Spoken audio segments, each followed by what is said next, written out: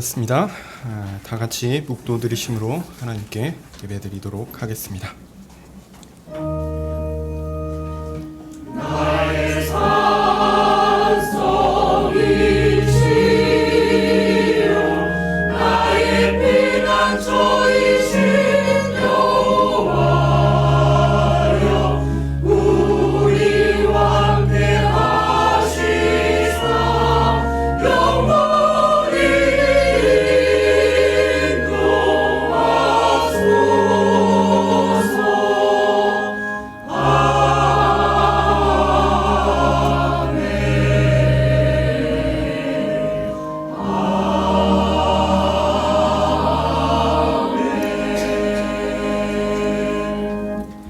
하나님은 영이시니 예배하는 자가 신령과 진정으로 예배할지어다. 하나님, 연약하고 부족한 우리가 하나님 앞에 예수 그리스도만을 의지하여 다시 섰습니다.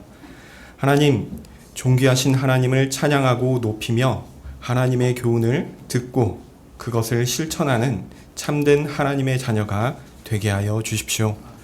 이 예배가 우리의 모든 것으로 드리는 참 예배가 되게 하여 주시옵소서.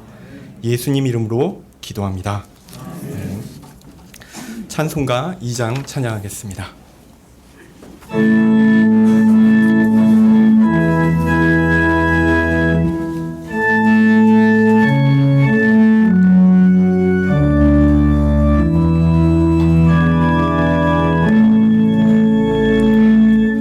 성부 성자 성령께 찬송과 영광 돌려보내세.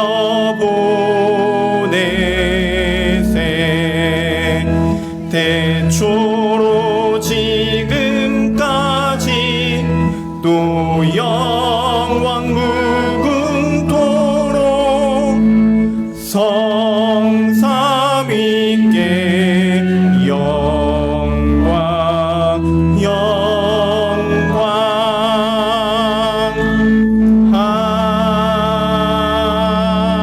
아멘. 교동문은 시편 67편 1절에서 7절입니다. 시편 67편 1절에서 7절입니다. 주보 가운데도 기록되어 있습니다. 하나님은 우리를 긍휼히 여기사 복을 주시고 그 얼굴 빛으로 우리에게 비추사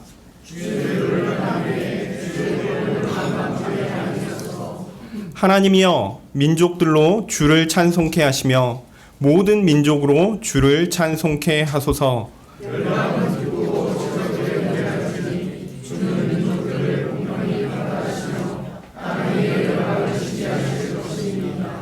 하나님이여 민족들로 주를 찬송케 하시며 모든 민족으로 주를 찬송케 하소서.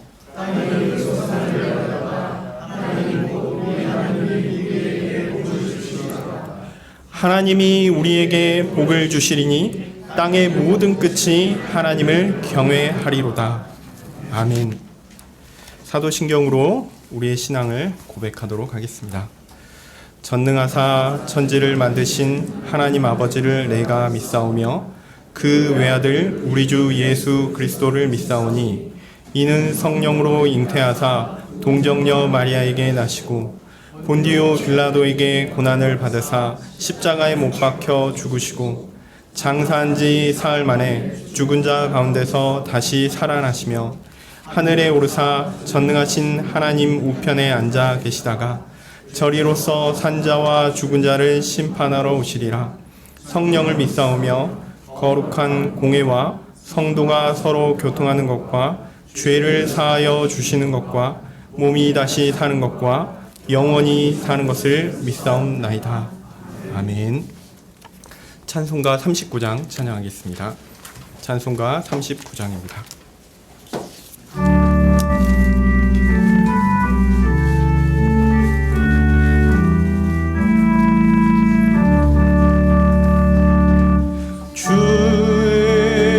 주은혜를 받으러 모여온 우리 그 크신 뜻께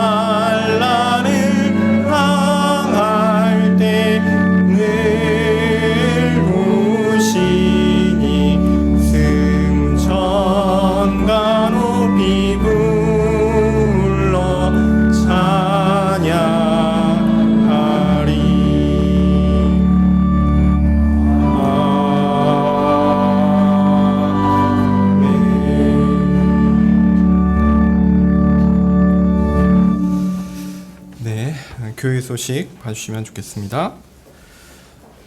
오늘은 박 목사님께서 캐나다의 노회 설립과 또 동문회 일정으로 캐나다에 방문하셨고요. 다음 주면 오십니다. 그리고 또 박 목사님이 가셨는데 미국에서 한 분이 또 오셨습니다. 장준영 기사님 방문해 주셨습니다. 자, 오늘 오후 예배 시에 소망구역 특송이 있겠습니다. 그리고 다음 주일 오후 예배 후에 구역장 모임이 있겠고요. 또 다음 주일 구역장 모임 후에 정기당회가 있겠습니다. 정영식 장로님 기도해 주시겠습니다.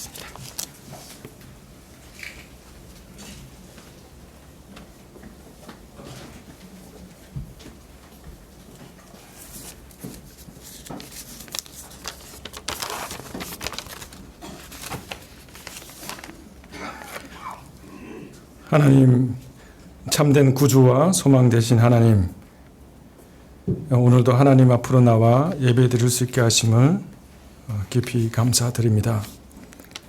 하나님, 많은 생각들과 무거운 짐과 염려와 걱정을 가지고 그리고 풀리지 않는 문제들을 가지고 주님 앞으로 나왔습니다. 수고하고 무거운 짐진 자들아 내게로 오라 내가 너희를 쉬게 하리라 말씀하신 하나님 앞으로 나아갑니다. 참된 목자 되시며 지혜의 근본이신 하나님 앞으로 이 모든 감당할 수 없는 것들을 가지고 하나님 앞으로 나아갑니다. 하나님 우리를 도와주시고 함께하여 주옵소서. 참으로 하나님께서 우리와 함께하여 주시고 우리에게 빛을 비춰주시고 하늘로부터 오는 참된 안식 주시기를 간절히 소망합니다. 하나님, 우리가 하나님께만 매인바 되어 살아갈 수 있도록 우리가 하나님을 붙잡고 살아갈 수 있도록 우리에게 크신 은혜를 베풀어 주시기를 간절히 구합니다. 두 주인을 섬길 수 없다고 하신 하나님, 하나님과 세상을 겸하여 섬길 수 없다고 하신 하나님, 우리가 하나님만을 섬길 수 있도록 우리가 하나님께만 매인받은 삶을 살아갈 수 있도록 우리 가운데 은혜를 베풀어 주옵소서. 하지만 하나님, 우리 마음속에서는 두 주인을 섬길 수 있다고 하나님과 재물을 동시에 섬길 수 있다고 끊임없이 부르짖고 있는데 하나님이 부르짖는 소리를 능히 이길 수 있도록 하나님 우리와 함께하여 주옵소서. 하나님 매일 이 싸움에서 승리의 흔적을 남기며 살아갈 수 있도록 성령께서 함께하여 주시기를 간절히 소망합니다. 하나님 주의 몸된 성가교회를 위하여 기도합니다. 빨리 찾아온 무더위에 연로하신 교우들과 부모님, 어린 자녀들의 건강과 믿음을 지켜주시기를 간절히 구합니다. 대학 입시를 준비하는 우리 자녀들에게 건강과 지혜를 허락하여 주시고 선한 길로 인도하여 주시기를 간절히 구합니다. 하나님을 믿지 않는 것을 자랑 삼는 이 시대를 살아가는 우리 자녀들에게, 청년들에게 하나님 특별히 주의 간섭하심과 보호하심을 허락하여 주시고 믿음과 권능을 허락하여 주시기를 간절히 구합니다. 해외 출타 중이신 목사님과 사모님 건강과 안전을 지켜주시고 모든 일정 가운데 하나님께서 함께하여 주옵소서. 하나님, 오늘 우리 가운데 하나님의 말씀을 허락하여 주시고 그 말씀 앞에 겸손하고 정직하게 설 수 있도록 은혜를 베풀어 주옵소서. 우리 인생의 주인이 하나님인 것을 고백하여 드리는 예물과 찬양을 받아주시기를 원합니다. 우리의 참된 구주와 소망 되신 예수님의 이름으로 기도합니다. 아멘.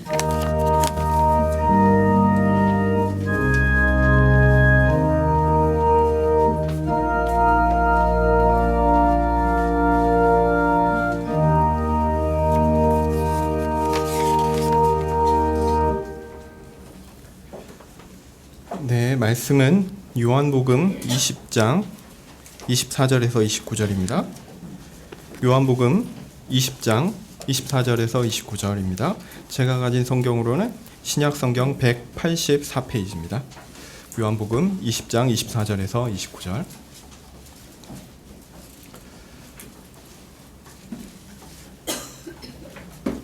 제가 봉독하겠습니다.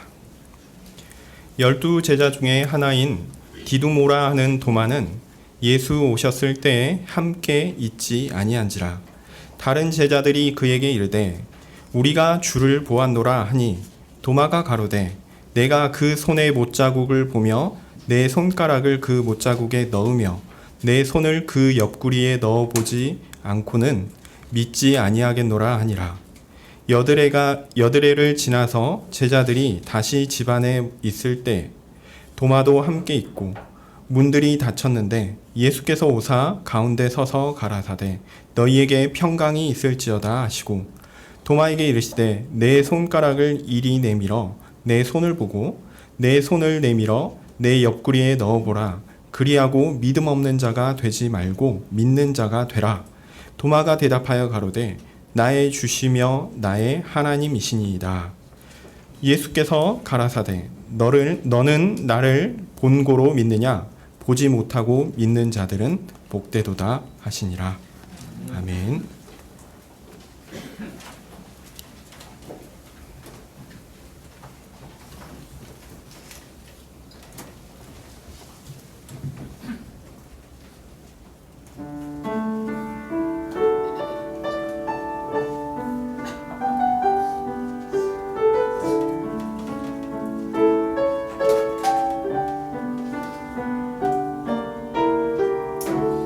선한 목자 되신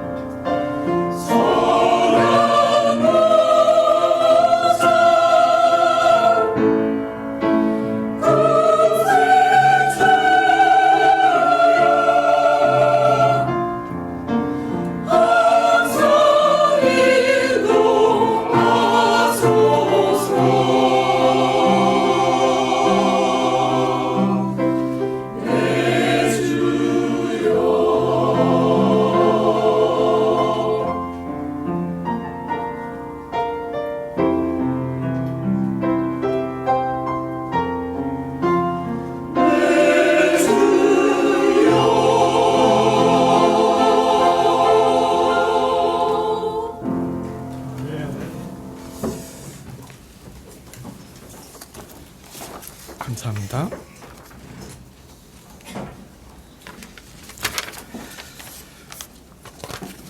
네,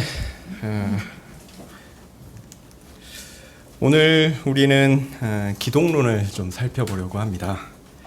예수님은 누구신가? 예수님은 무슨 일을 하셨는가? 그것이 질문인데요. 하나님이시며 사람이신 예수님, 그분의 존재와 사역을 살펴보는 것이 오늘의 목적입니다. 지난 수요 예배 때 제가 칼게톤 신조에 대해서 간략하게 설명을 한 부분들이 있습니다. 혹시 오늘 설교를 들으시고 관심이 있으신 분은 한 번 더 살펴보셨으면 좋겠는데요. 오늘은 성경 본문의 해설을 통해서 예수님의 존재와 사역에 대해서 요약적으로 말씀드리고, 이런 정통신앙을 벗어난 오류에 대해서 초대교회의 예를 가지고 설명드리려고 합니다. 이때 사람의 이름은 대표적인 사람만 좀 언급하려고 하고요. 시대와 사람을 너무 많이 말씀드리면 익숙하지 않은 분들은 좀 혼란스럽기 때문에 이름보다는 내용을 좀 말씀드리려고 합니다. 우선 오늘 본문 말씀을 살펴보도록 하겠습니다. 예수님께서 부활하시고 제자들에게 자신을 드러내심으로 부활을 분명하게 증거하셨습니다. 그런데 그 현장에 없었던 사람이 있었습니다. 그는 12제자 중에 한 명이었던 디두모라 불리는 도마였습니다. 도마는 제자들의 말을 믿을 수가 없었습니다. 죽은 사람이 부활했다라는 것이 말이 안 되니 어떻게 믿겠습니까? 여러분은 믿으시겠습니까? 믿지 못하실 것입니다. 당연합니다. 세상에 있을 수 없는 일이 발생했다고 하는데 그것을 덜컥 믿는 사람이 오히려 이상합니다. 그래서 도마의 믿음 없음을 이상하게 여기실 필요가 없습니다.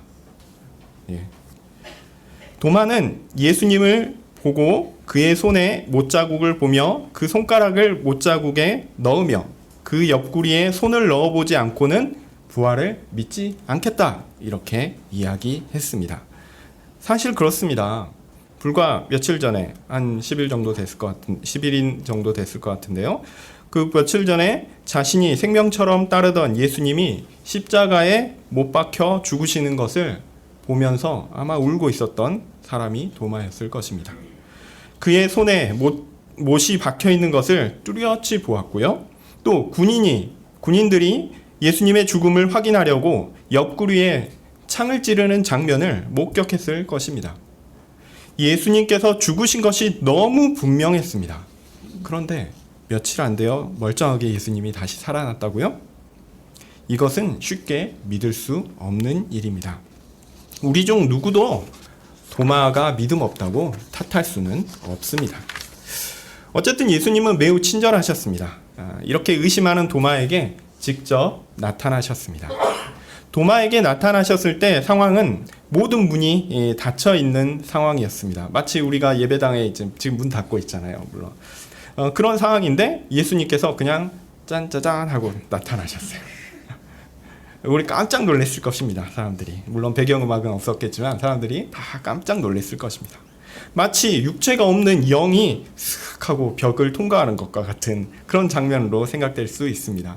예수님께서 우리가 아는 공간 법칙을 뛰어넘어서 이미 이때부터 그렇게 활동하셨던 것 같습니다. 그런데 이 예수님이 나타나셔서 제자들을 보시고 평강이 있을지어다, 이렇게 축복하심으로 자신을 드러내셨습니다. 그리고 자신이 육신이 없는 영적 존재가 아니라 순전한 영적 존재가 아니라는 것을 분명하게 보이면서 도마에게 말씀하십니다. 내 손가락을 내밀어 내 손을 보고 내 손을 내밀어 내 옆구리에 넣어보라. 그리하여 믿음 없는 자가 되지 말고 믿는 자가 되라. 예수님은 도마에게 믿음을 주시기를 원하셨습니다. 예수님께서 부활하셨다라는 믿음이죠. 그런데 이 믿음은 더 깊은 내용을 내포하고 있습니다.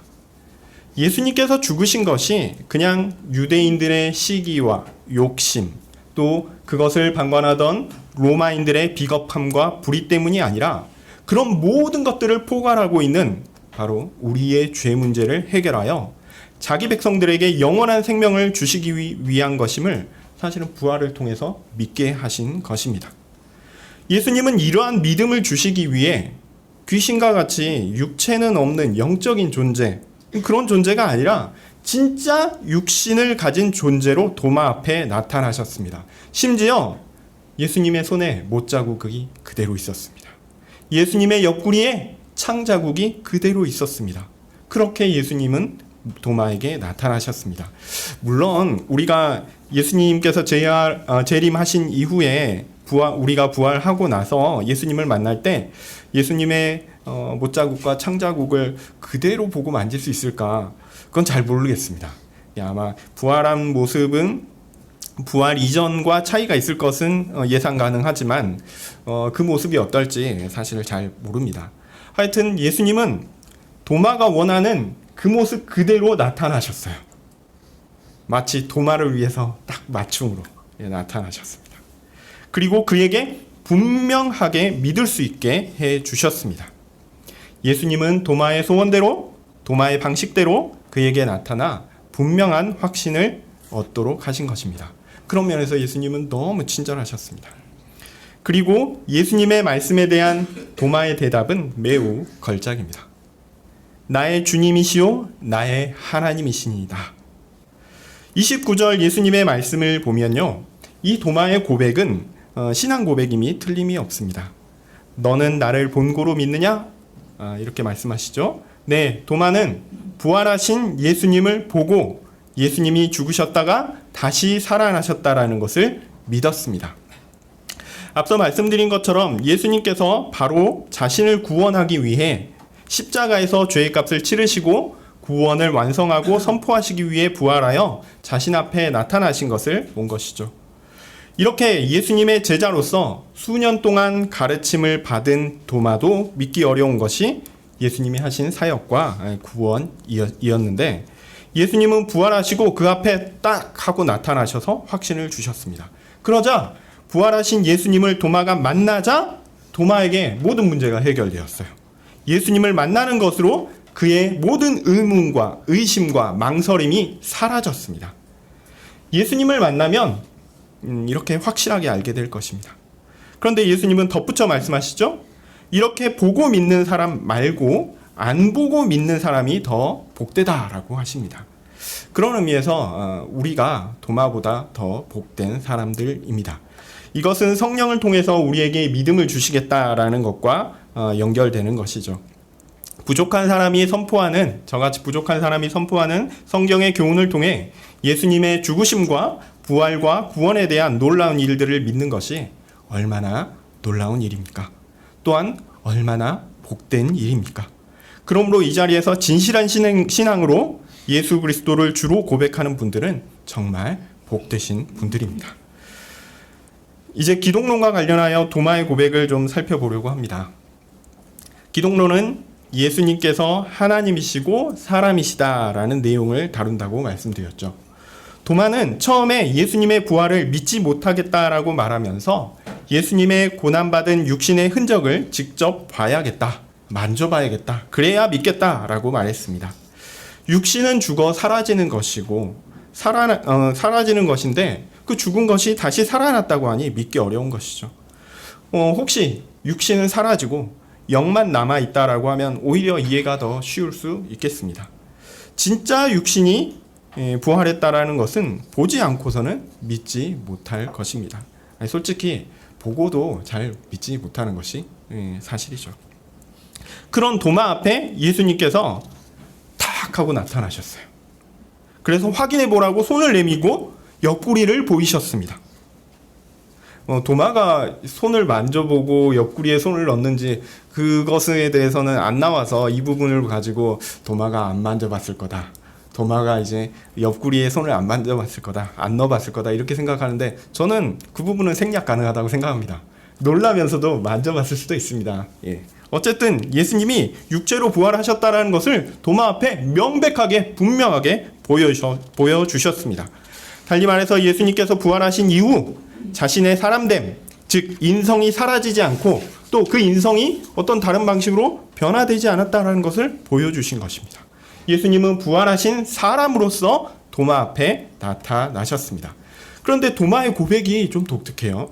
예수님의 부활하신 몸을 확인해야 부활하신 것을 믿겠다라고 말해놓고요, 정작 예수님의 부활하신 몸을 확인하고 나서는 오, 예수님 정말 부활하셨네요? 너무 다행입니다. 너무 좋습니다. 이렇게 말하지 않았습니다.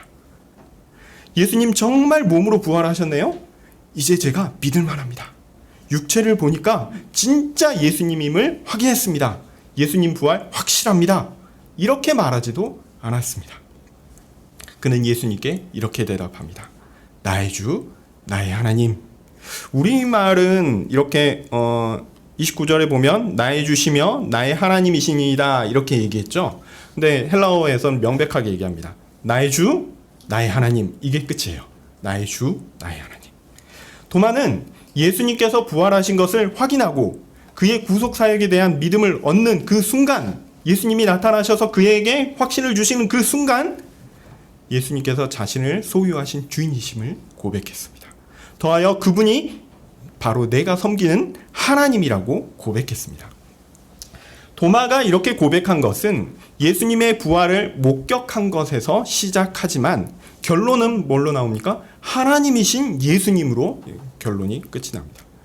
예수님의 구속사역의 완성인 부활에 대한 확신은 비록 예수님의 인성과 관련해서 시작하지만 이 확신을 가진 사람은 동시에 예수님께서 참 사람이신 것을 고백합니다.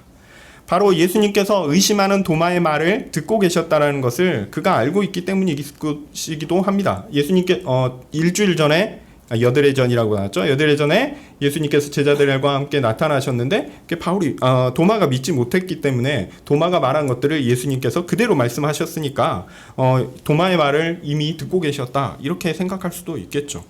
그렇기도 하고 또한 자신을 구원하시기 위해 직접 찾아오신 자신을 사랑하시는 참 구원자이시기도 하기 때문에 또 이분이 바로 자신의 죄를 감당하기 위해 십자가에 죽으시고 부활하신 사람이면서 모든 것을 주관하시고 특히 자기 백성을 구원하시기 위해 작은 것 하나하나 배려하시는 챙기시는 섬세하고도 전능하신 하나님이라는 것을 알기 때문이기도 할 것입니다.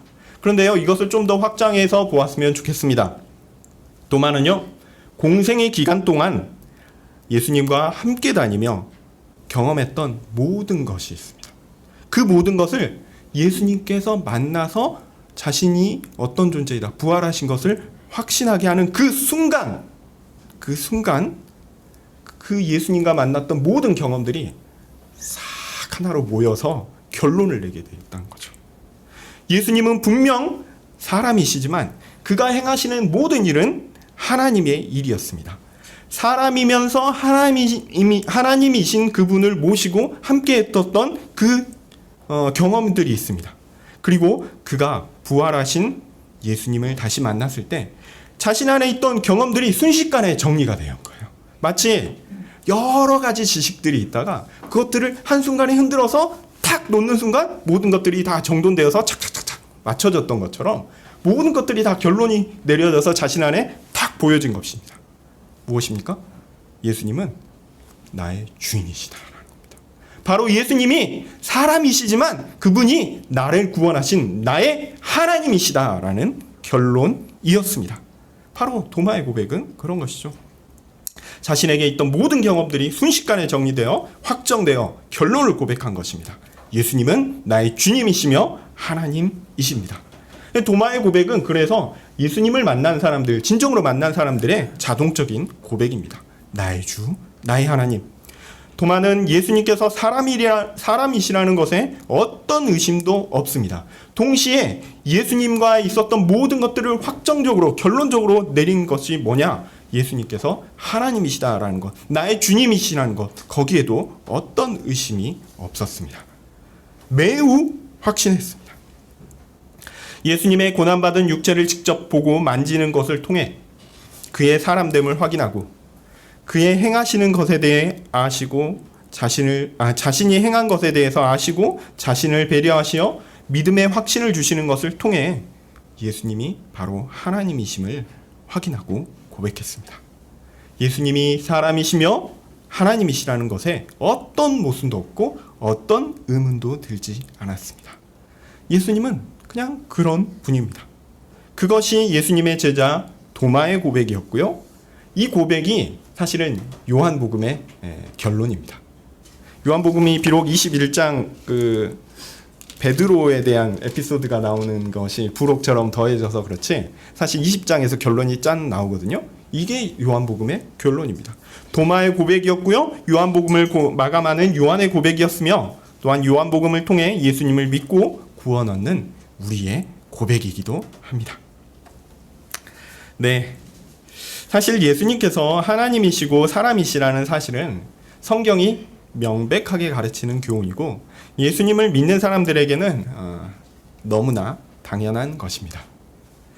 그런데 신학은 이것보다 좀 한 걸음 더 깊이 나아가고 싶어 합니다.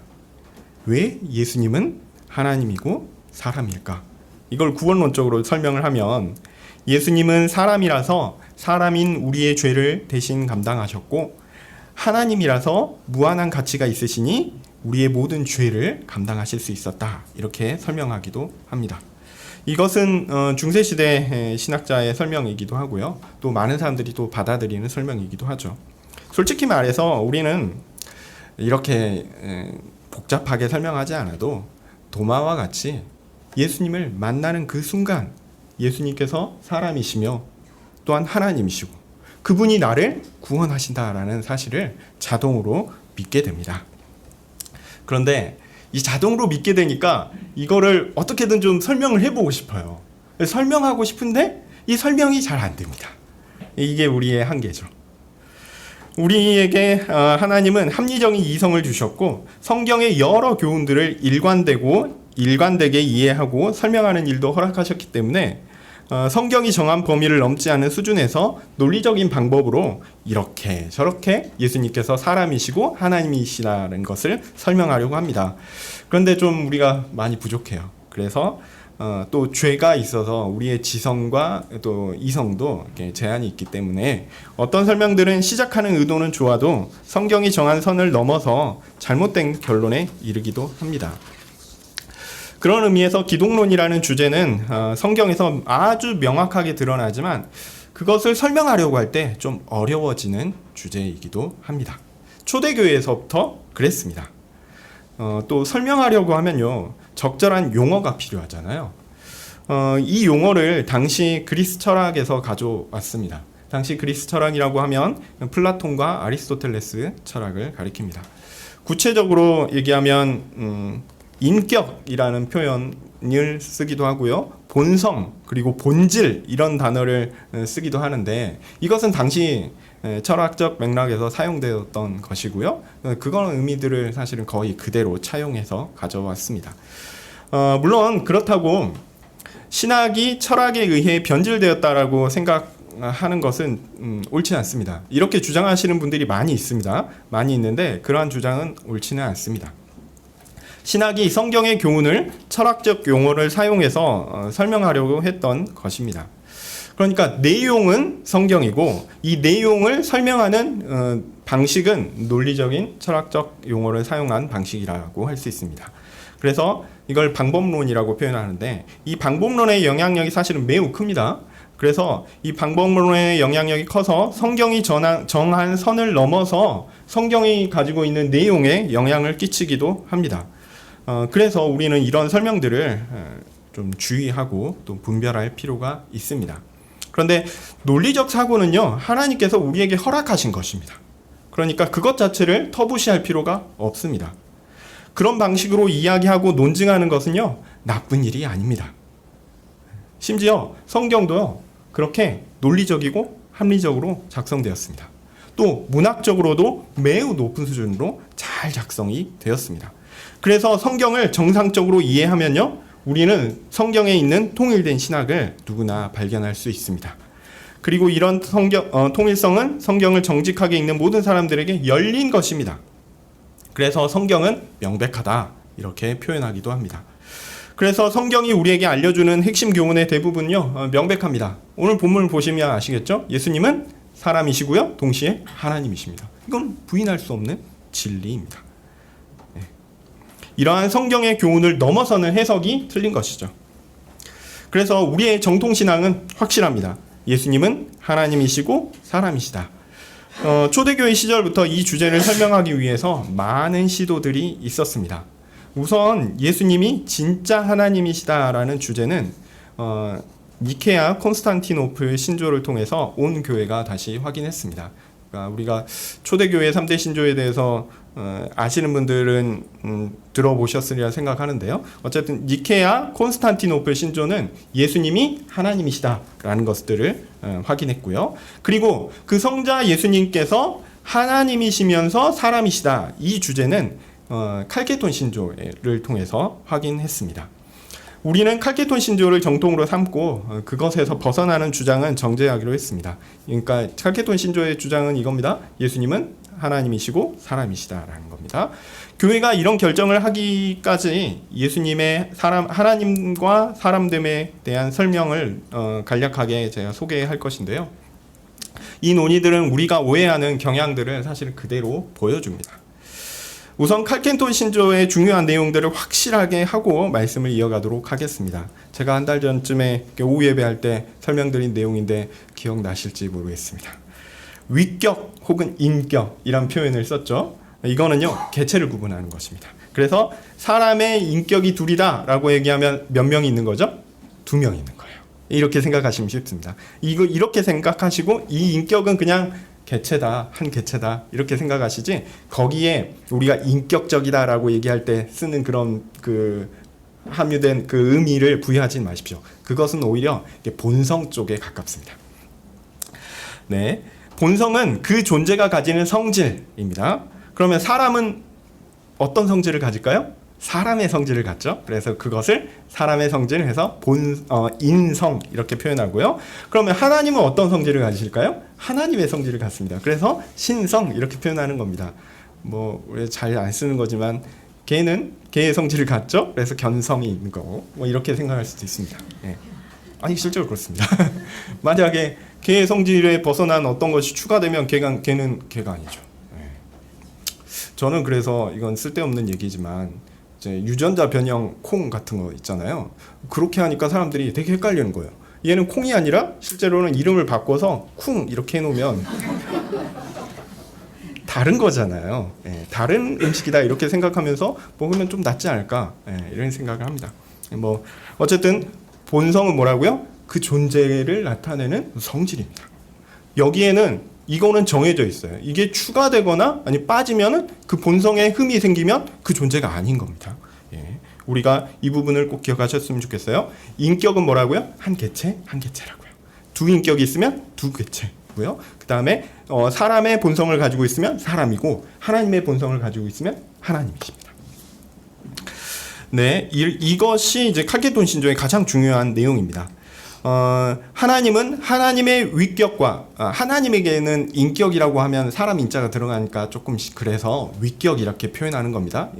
이거를 라틴어로는 똑같습니다. 영어나 라틴어는 똑같습니다. person이라고 한 위격인데요.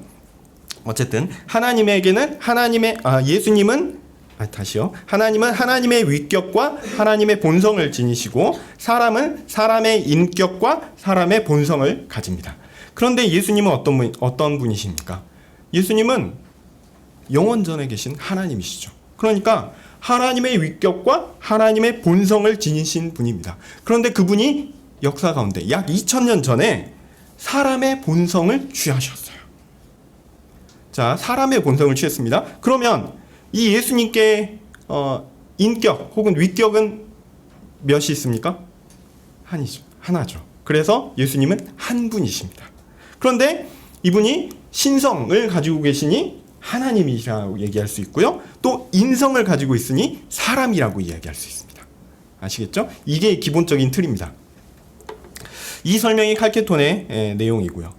그러나 우리는 이 두 가지, 이 인격과 또한 본성 이런 내용들을 균형 있게 잘 다루지 못합니다. 예수님께서 하나님과 사람이라고 할 때 이 주장에 대한 강조점은 각자의 입장에 따라서 두 부류로 나눠지게 됩니다. 그래서 어떤 사람들은요, 예수님께서 하나님이심을 강조하고 또 다른 사람들은 예수님께서 사람이라는 것을 강조합니다. 그리고 이런 강조가 과도해지면 예수님께서 진정 하나님이시면서 사람이시라는 사실을 부정하거나 또 아니면 한쪽 본성의 불완전함을 주장하거나 아니면은 변화를 주장하게 되기도 합니다. 물론 주로 이때 변화나 어떤 불완전함을 얘기하는 것은 인성 쪽에 관련된 것이 많습니다. 또 강조하는 포인트에 따라서 오해를 받아서 정죄되는 경우도 역사적으로 있었습니다. 이 두 전통은요, 교회 역사 초기부터 있었고요, 지금도 있습니다. 자, 우선 첫 번째로 예수님이 하나님이시다라는 것을 강조하는 전통에 대해서 말씀드리려고 합니다. 예수님이 하나님이시다라는 것을 강조하는 전통은요, 보통 말씀 육신 기독론이라고 부릅니다. 말씀이 육신이 되셨다, 이 말이죠. 이 말씀은 앞에서 얘기하는 말씀은 어떤 성경 말씀 이런 거라기보다 요한복음에 나오는 하나님의 말씀 로고스를 가리키는 것입니다. 그래서 예수님이 육신을 입으셨다라고 얘기하는 겁니다. 이 표현이 되게 좋아요. 제가 볼 땐 이 그 내용을 이해하는 데 있어서 좋습니다. 예수님이 있는데요, 육신을 입었어요. 그래서 예수님이 하나님이시다라는 것을 강조합니다. 하나님이신 말씀 로고스께서 성자께서 육신을 입으셨다라는 거죠. 하나님을 강조하고요, 사람으로서 예수님에 대해서는 덜 강조합니다. 이 전통은 그리스 철학자 플라톤의 주장과 맞닿아 있습니다. 플라톤의 특징은요, 영육이원론입니다. 영이 있고요, 육이 있습니다. 한 존재를 영과 육으로 나눠요. 자, 그리고 영은 본질적인 것, 중요한 것이고요, 육은 그 본질을 반영하는 부차적인 것으로 이해합니다. 그래서 참된 것은 영에 있고 육은 부차적인 것으로 그것을 그냥 반영할 뿐이다라는 거죠. 그래서 사람도 마찬가지라고 생각합니다. 사람의 본질적인 요소는 어디 있냐면 영에 있고, 그 몸은 그 영이 거주하는 장소일 뿐이다라고 생각합니다. 그래서 중요한 것은 뭐죠? 이 사람들에 의하면 중요한 것은 영입니다. 안 중요한 것은 몸이죠. 그리고 항상 진리는 이 영 쪽에 있다라고 생각합니다. 그리고 이러한 이해는요, 성육신을 설명하는 데 있어서 매우 유용하게 사용되곤 합니다. 이런 표현들 많이 쓰십니다. 저 높으신 영이신 하나님께서 육신이 되셨다, 이렇게 표현할 때 많이 우리가 이런 느낌을 가지고 쓰는 겁니다. 위대한 가치를 지니신 영적 존재가 무가치한 육적 존재가 되었다, 이런 표현도 우리가 많이 듣습니다. 이거는 기본적으로요, 영과 육을 구분하고 영은 더 좋은 것, 육은 더 연약하고 심지어는 나쁜 것이라는 뉘앙스를 담고 있는 플라톤의 주장과 유사한 부분들이 있습니다. 제가 유사하다고 말씀드렸지 플라톤의 것이다 라고 말씀드리진 않았어요. 제가 부정적 뉘앙스로 말씀드리지만 영이신 하나님과 죄 있는 우리의 차이를 연약한 육신에서 찾는 것은 많은 사람들이 하는 방식입니다. 그래서 이런 구분이 의외로 우리에게 익숙해요. 또 일반적인 진술에서는 크게 문제되지 않는 것들도 많습니다. 제가 아까 말씀드렸던 그런 내용들은 뭐 크게 문제된다라고 생각할 수는 없어요. 예수님의 하나님됨과 사람됨을 분명하게 주장하면서 그렇게 이야기하면 뭐 받아들일 수 있는 표현입니다. 자, 이런 견해를 가지신 분들은 역사적으로 볼 때요, 여러분이 그렇다는 게 아니라 역사적으로 볼 때 성경 해석에서 아주 독특한 경향성을 가집니다. 뭔가 영적인 것, 우리의 육을 뛰어넘는 어떤 것이 더 있다라고 생각하시는 분들은 성경의 해석에 있어서도 독특한 경향성을 드러냅니다. 그들은 성경에 더 깊은 하나님께서 숨겨놓은 의미가 있다라고 생각합니다. 그래서 그것을 찾으려고 노력합니다. 성경에는 드러나는 문자적 의미에 더해서 더 깊은 비밀이 있어서 그것들을 더 파야 된다고 생각해요. 그래서 성경을 아주 깊게 보아야 한다라고 생각합니다. 초대교회 이후에 정리된 이런 방식의 해석은요, 보통 영적인 해석이다라고 표현하기도 하는데, 대표적인 성경 해석 방식이 사중 해석입니다. 성경이 4가지의 의미를 담고 있다라고 얘기합니다. 이걸 이렇게 3가지의 영적 방식, 영적인 의미와 한 가지의 육적인 의미로 나눠지는데요. 먼저 이게 육적인 의미라고 얘기할 수 있는 것은 문자적 해석입니다. 그냥 문장 그대로 그냥 읽히는 바대로 이게 제일 수준 낮은 것이라고 이 사람들은 주장하는데요. 네, 그렇게 해석합니다. 이것은 단편적이고 수준이 좀 낮은 것이고요. 이것보다 좀 깊이, 한층 더 깊이 들어가면 교리적인 내용들을 추출하기 위해서 알레고리, 풍유적 방식을 얘기합니다. 풍유적 방식이라고 풍유적 방식 쉽게 얘기하면 이것과 한 주제를 그냥 매칭하는 거예요. 하나의 교훈을 이끌어내기 위해서 이것은 뭐에 매칭되고 해서 이렇게 맞추는 겁니다. 끼워 맞추기 식으로 알레고리 해석을 하는 경우가 있습니다. 그렇게 해서 이제 교리를 만들어낼 수 있다라고 주장을 하고요. 이것보다 조금 이것과 비슷한 조금 한층 더 나아가는 것은 윤리적인 교훈을 위해서 사용되는 것인데 모형론적 해석이 있습니다. 마치 다윗은 그리스도를 상징하는 것이다. 마치 그런 것, 모형론과 같은 것은 윤리적인 목적을 위해서 사용된다라고 얘기하고요. 또 하나 더하는 것이 이 종말론과 관련된 미래적 해석입니다. 이제 우리가 앞으로 이렇게 일어날 일들이 무엇이고 그것에 대비하기 위해 이런 의미를 성경은 가르치고 있다. 이런 식으로 얘기합니다. 자, 이런 해석은요, 사실은 해석하는 사람마다 다 다양해서 일관되게 제대로 된 해석을 바라보기는 어렵습니다. 어쨌든 하나님께서 그런 방식으로 성경을 주셨다라고 믿는 사람들이 있었고요. 중세 시대에 이런 해석들이 아주 활발하게 이루어졌습니다. 그래서 종교개혁 이후에는 이런 해석들은 많이 사라졌어요. 그렇지만 그렇다고 해서 완전히 없어진 전통이 아닙니다. 여러분들이 주의 깊게 보시면요, 여러분 주위에 많은 분들이 이런 해석에 심취해 있는 것들을 또한 발견하실 수 있습니다. 자, 이런 분들은 문자적 해석보다는 영적 해석을 더 좋아합니다. 뭔가 더 그 안에 신비롭고 영적이며 깊은 비밀스러운 해석이 나올 수 있다라고 생각하죠. 이제 고대 시대의 대표적인 신학자로서 오리겐을 언급할 수 있습니다. 제가 부정적 뉘앙스로 말씀드려서 그렇지 이런 주장을 하시는 분들이 다 이상한 것은 아닙니다.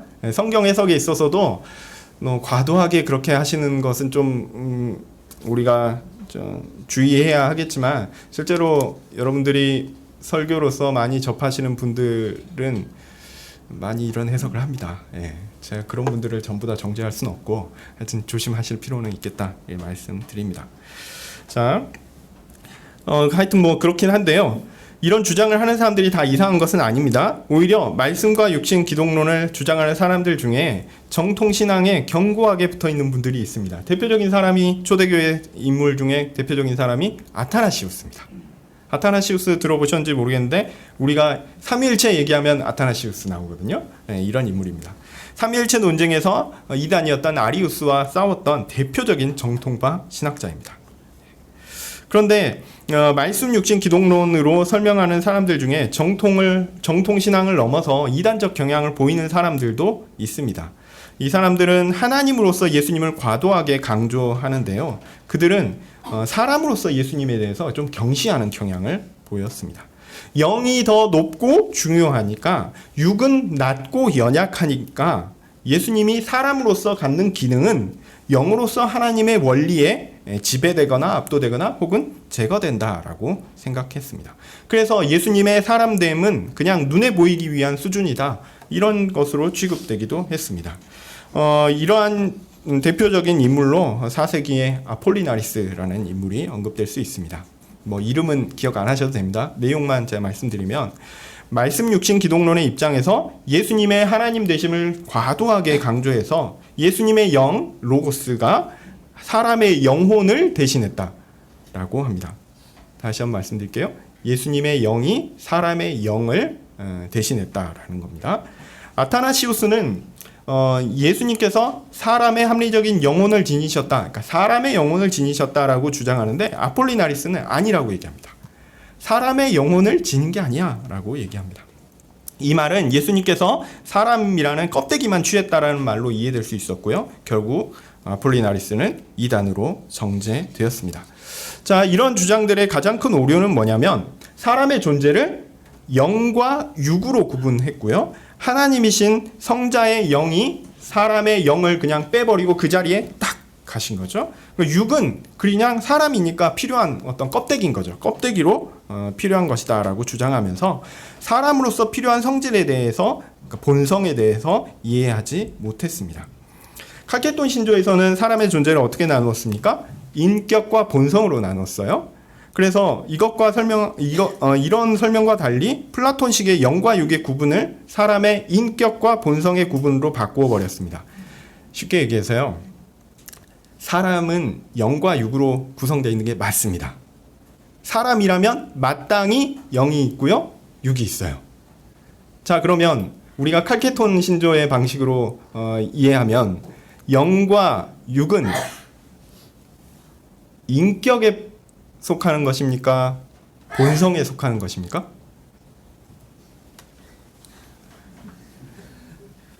인격은 뭐라 그랬죠? 하나, 둘 이렇게 나오는 개체고요. 본성은 사람이라면 마땅히 있어야 하는 성질입니다. 자, 다시 사람이라면 뭐가 있다고요?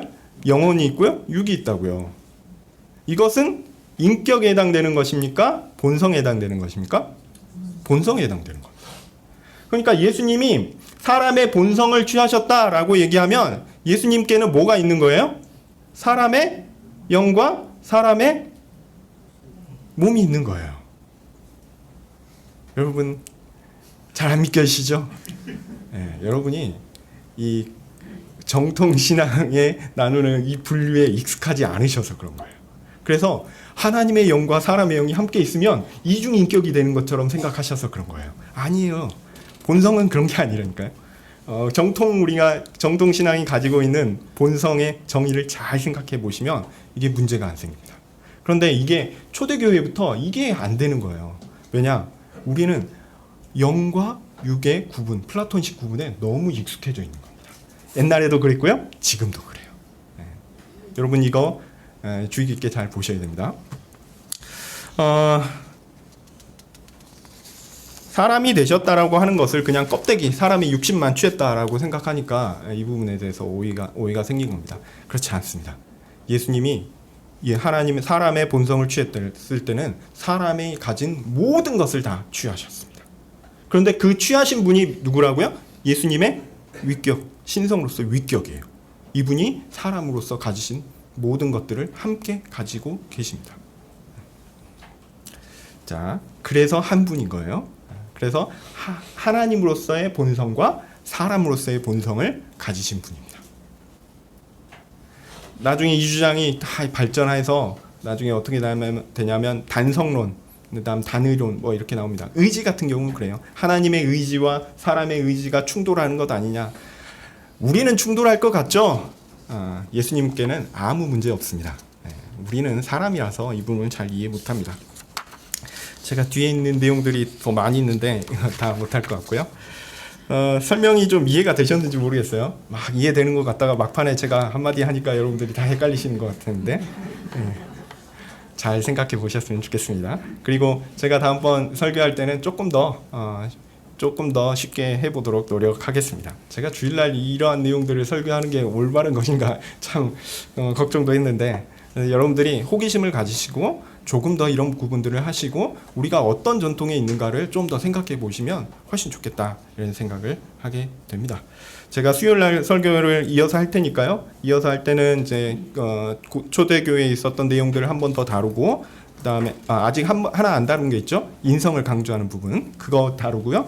그다음 이어서 중세의 기독론, 종교개혁 기독론, 현대신학의 기독론 주제를 다룰 테니까 좀 흥미가 좀 있으시고 또 유익도 되셨으면 좋겠습니다. 여기까지 하고 기도하겠습니다. 거룩하신 하나님, 예수님께서 우리의 구원을 위해 이 땅에 오셨다라는 것을 분명히 우리는 압니다. 그런데 그 예수님께서 하나님이시며 사람이십니다. 우리가 그 진리를 좀 더 명확하게 이해할 수 있게 도와주십시오. 그리고 그것을 통해 우리의 신앙을 확실하게 하며 우리가 예수님께 더 나아가는, 더 잘 나아갈 수 있고 더 확실하게 붙어 있을 수 있는 근거가 될 수 있게 우리를 붙들어 주시옵소서. 예수님의 이름으로 기도합니다. 아멘. 찬송가 240장 찬양하겠습니다.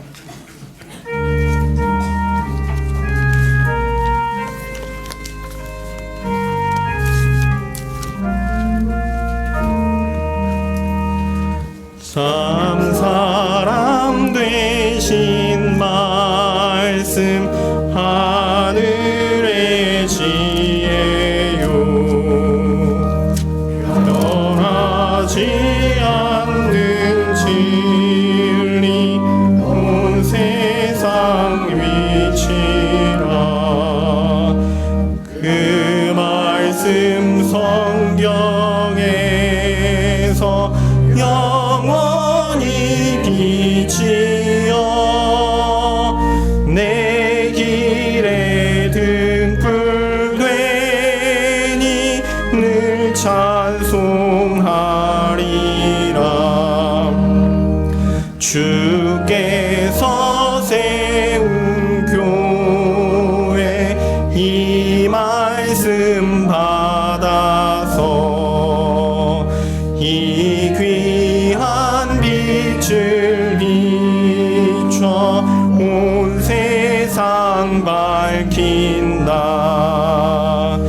귀중한 성경 말씀 금보다 귀하고 주님의 귀한 모습 잘 그려놓았다 이 말씀 깃발처럼 드높이 날리니 어두운 바다 위에 등대와 같도다 이 고해 같은 세상 일평생 지날 때 그 말씀 나의 길에 등불이 되도다 주님의 몸된 교회 빛나는 등 되어 이 세상 만민 앞에 비추게 하소서 처방황하는 길속 이 등불 따라서 주 얼굴 볼 때까지 잘 가게 하소서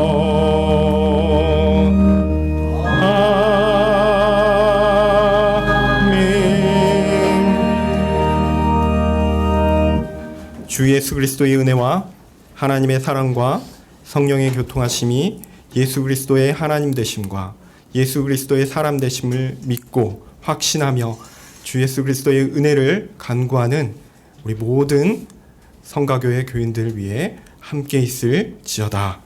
아멘.